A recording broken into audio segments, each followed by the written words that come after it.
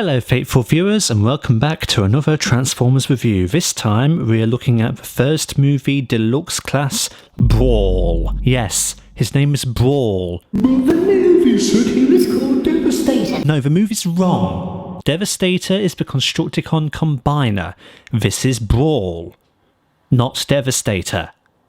Got it? So Brawl here turns into an M1A1 Abrams tank. That's a useless piece of information for you. It's a pretty good vehicle mode, all things considered. It is a deluxe class, so you might expect there to be some, I don't know, budget cuts or something that would stop it looking quite as nice as, say, the leader class version of the figure, or maybe the Studio Series version of the figure. But for what it is, it's a good representation. We have some really nice paintwork going on here. We have his primary green colour scheme, which is supplemented by this grey camouflage deco that's all over him. Looks quite nice. We do have a grey Decepticon logo on the very top there. There isn't actually a great deal more to say. It's pretty obvious what he is. He's a tank, he has good camo stuff on him. He has a red translucent missile here. We have some black cannon pods on top. We've got these two cannons here. We've got these mine clearing things which they would, you know, dig up the earth and explode mines, or maybe not, just dig up the mines. I don't know how tanks work. I'm not a military specialist. Yeah, he rolls not particularly brilliantly because there is a lot of, what's the right word, traction? I don't know. He's rubbing up against the table quite a lot, so the wheels aren't particularly very effective. He can slide about, but that's not him rolling properly. His turret does have 360 degrees of rotation available, which is impressive, but it's not accurate because of the way that it's hinged. I don't think the turret would transfer to this end of the tank if it was doing a 180 turn. I think it would just spin there, wouldn't it? If anybody actually knows how tanks work, please do write in the comments. We'll show off the firing mechanism here in tank mode, and it is a semi-decent spring, he says, as he shoots that, and he doesn't know where it's gone. Bear with me. Yes, as you can see, that is quite a powerful spring in that barrel there, so just do be careful. You could lose this missile quite easily. It is quite also a light trigger, doesn't require a lot of pressure to start shooting that thing, so just do be careful when you're handling this figure. So that's it really for the vehicle mode. There's not a great deal more to say. Obviously the main turret can turn, and this upper turret bit here can also turn 360 degrees, so you can pull off quite a few interesting, I suppose, poses with the vehicle mode, if you want to call it that. We can see that the head is right there. I know the lighting isn't the best, but that's just me not bothering to turn it around. You're meant to really turn it around for vehicle mode. If we look at the underside, we can see some detail here. That is the robot mode legs, if you couldn't already tell that. It is semi-obvious as to what becomes what. Turning our attention to the transformation though, I will say that it does something quite interesting with how the arms are stored. I don't know how the leader class or the Studio Series figures transform really, but hey, let's discover this together. This is one of the Transformers that I've had the longest. As a matter of fact, this is one of the very first movie figures I ever got, and thus it's one of the first Transformers I ever got. So I know this figure quite intimately. To transform him then, the best thing that we want to do for a start is come to the front, and let's just unclip these bits and hinge them all the way back, like so. Just unclip them and have them right back like that. We can now take this entire turret section, lift it up and hinge it up on this black piece. If we turn our attention to the inside of this turret, we can see this is where all the arms are stored, and this is what I mean by quite interesting in terms of transformation, because it's pretty unique having all of this stored in here. In a way, it sort of makes him a tiny bit of a shell former, but only in the loosest sense. What we want to be doing is getting to these flaps on the side and just spreading them out. And then if we delicately grab the turret, we want to detach that, trying not to fire the missile as we do, and use it to pull that arm completely out, and then we can pull this arm out in turn. I'm just going to straighten that claw weapon as we do it. Then what we want to be doing is taking these flaps and rotating them around. They're on ball joints, so it's easy enough to do. Let's just rotate them so that the arms are on the outside. And then I'm just going to rotate this way and push it up. It's on a slider, just like that. Taking it all like this, we're going to rotate it at the very base, and then we're just going to collapse it down, or at least that's how it will be come for robot mode. I'm also going to take this opportunity to take this top bit here and rotate it round, hopefully just clearing the arm there. And then I'm going to take these top cannons and the parts of the top of the turret that they're attached to, and I'm just going to move them around as well. And then I'm going to turn the plastic so it's all, well, not popping the ball joint off, hang on. Turn it so the guns are facing down in this configuration, just like that. We can kind of see that he is coming together now, so I'm going to take this opportunity to split the legs, move the toes up, and move the heels back. Toes up, heels back. We will now activate this figure's automorph gimmick, whereby we move the top of the tank down, that flips up his chest, and it's also meant to move these tyres up, but because I've had this figure for many years, it's kind of bust. And I'm going to take all of this backpack and just collapse it up. There is, and it's hard to see, I know, but there is the black joint here. There is a reasonable slot in the back, so just try and wedge it in as best it can. Take the grills or the mine clearing bits and just bend them down and angle them at your pleasure. See, this is the thing about this figure, there's an ornate design flaw in it. There's a slot there, it's a tab there, it's meant to plug in, but this is the earliest version of this Brawl figure to exist, and it's not very good. It doesn't do an adequate job at staying in place, and it's a known design flaw. And there's a later version of this figure called Deep Desert Brawl, which was released for the Revenge of the Fallen line, and that figure actually fixed this design flaw.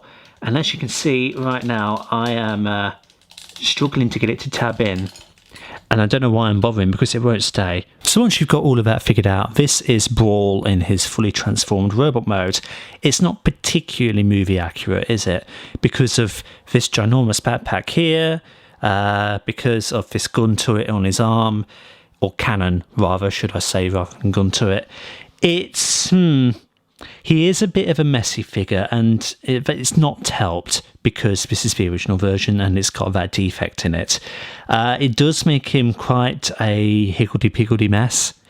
But hey-ho, what we've got here is a figure which isn't particularly brilliant in terms of design, but the colour doesn't let him down at all. The main green is still present throughout.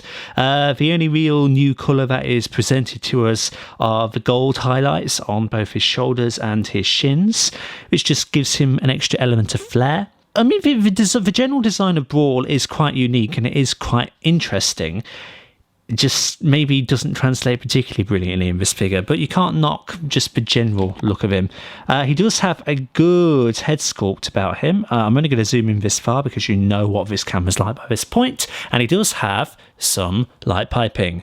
So if we just try and demonstrate it here, there you go. Now you can see it's pretty effective, and now you can get a better look at that head sculpt.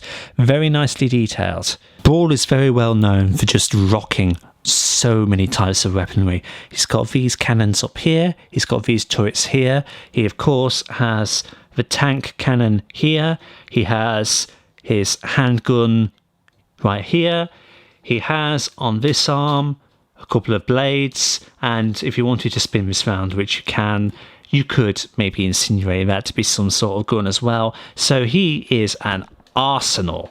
He's got so many weapons he could rival Megatron in terms of firepower. And no wonder it took a lot to take him down in the film. Yeah, I mean, you can see here, this is just the biggest bugbear and the most off-putting thing about this figure, to be honest. It just doesn't work properly. And, you know, there have been reports about the automorph function breaking. I mean, you can see it starting to break in mine as well. Floppiness here. A lot of kibble on him. There's a lot of kibble. These bits, all of this, not the best engineered figure in the world, really, at all. In terms of articulation, his head is on a ball joint. I wanted to just check that before confirming it. So he can turn 360 degrees. That's not really him looking up. That is his transformation panel not staying in place. But if you wanted to use that as an articulation point, you could. And you could say you could look up that far. Down, only really about that far. So nothing really.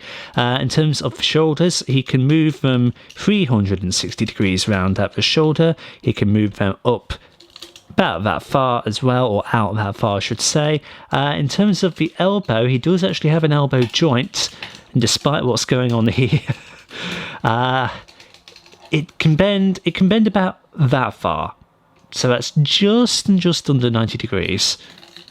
Then that's kind of it for the arm, really. The elbow joint can rotate around. It can't rotate around all the way just because of all the gunk that it's got on it.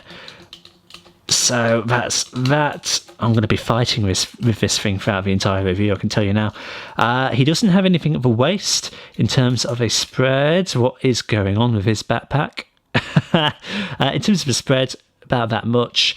In terms of a forward kick, pretty decent.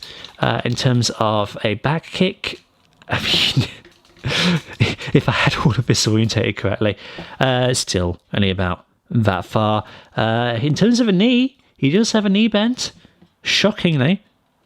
So that is around about 90 degrees at the knee. And then in terms of the toes, he has a bit of up and down movement. The heel can swivel. He can rotate his leg and hang on, I've missed a bit of a transformation. Pardon me. So you can rotate his leg only about that far. I forgot that you're meant to take these tyres and just hinge them back. It's not a big deal of a thing, but it actually puts them at a bit more of a unique angle. And I shot his missile off again. Well, hey. For comparison, here is Brawl up against Jungle Bone Crusher, who was the Allspark Paris repaint of that guy.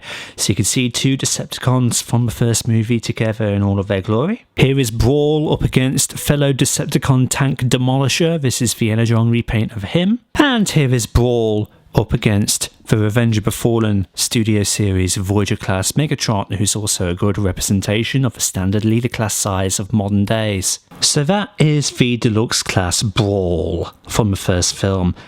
It's not aged well, I don't think, and there are superior versions of this character out there.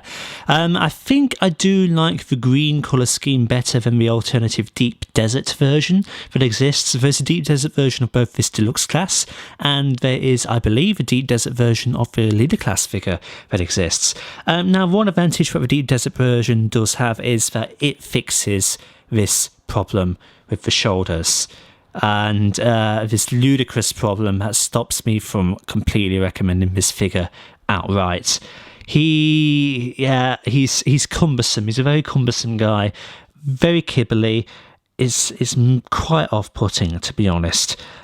He does lack sufficient articulation. He really does suffer in that department compared to modern figures, and even compared to figures from the same toy line as him. He's just, he looks menacing enough, but then again, he doesn't look movie accurate in the slightest. He didn't have this big thing on him, and this backpack stuff, nah.